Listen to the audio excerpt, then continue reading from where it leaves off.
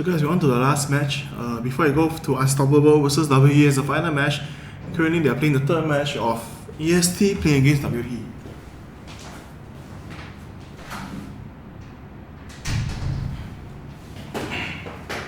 So from what I know is that yesterday's matches, they were enough time to finish it, so they're bringing it forward to today because today's on the schedule. It's supposed to only be the Unstoppable, the winners from the upper bracket, playing against WE from the lower bracket, Hai Di Wang.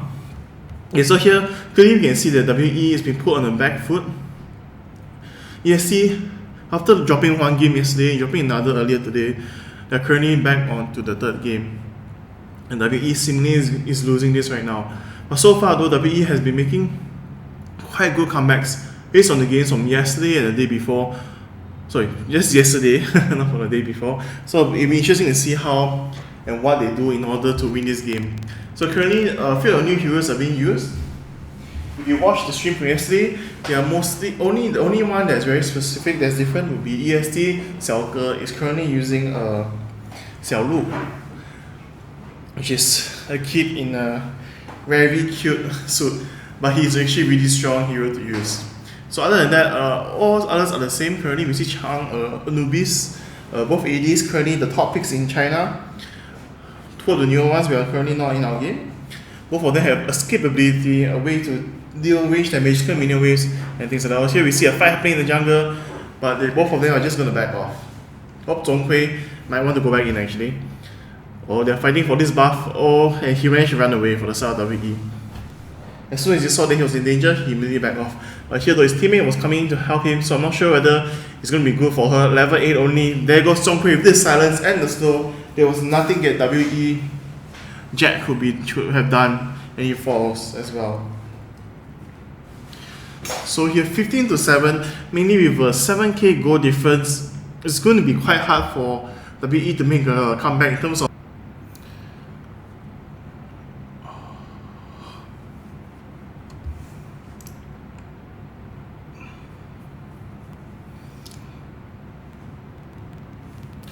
okay, should be smooth for now. So every time when we start the stream, it's going to be smooth.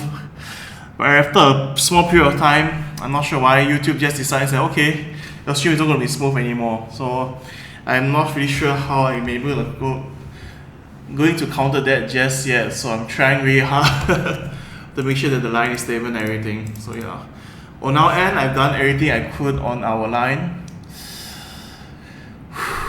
I just hope that this lasts long enough. Yesterday we managed to get a full game without any lag, so hopefully we'll be able to get the same thing soon as well.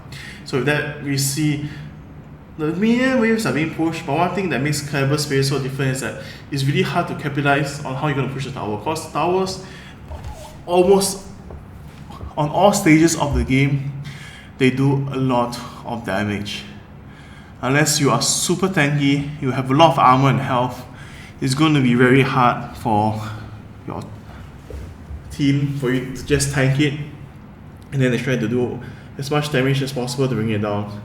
So you can see that currently the meta that's being played is China, that they're all buying very simple items. You can see all of them carrying hoods of priests and then buying into the Aegis of Gabriel for the additional heal to sustain in the team fights. And not only that, mainly most of the items goes to only two of the carries. One was the AP carry, the other one will be the AD carry.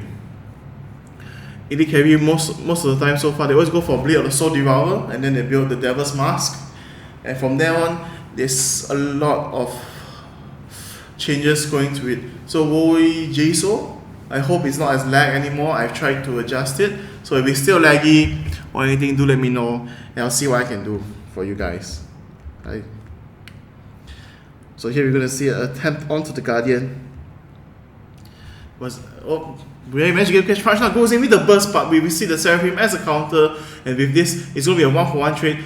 Currently, WE is forced to fall back, even though opponents are really low, but they need to be careful. You can see that Anubis is caught in the fray of everything. The only choice is to poke slowly, but Anubis manages to use his ultimate on the opponent AD, catching his soul.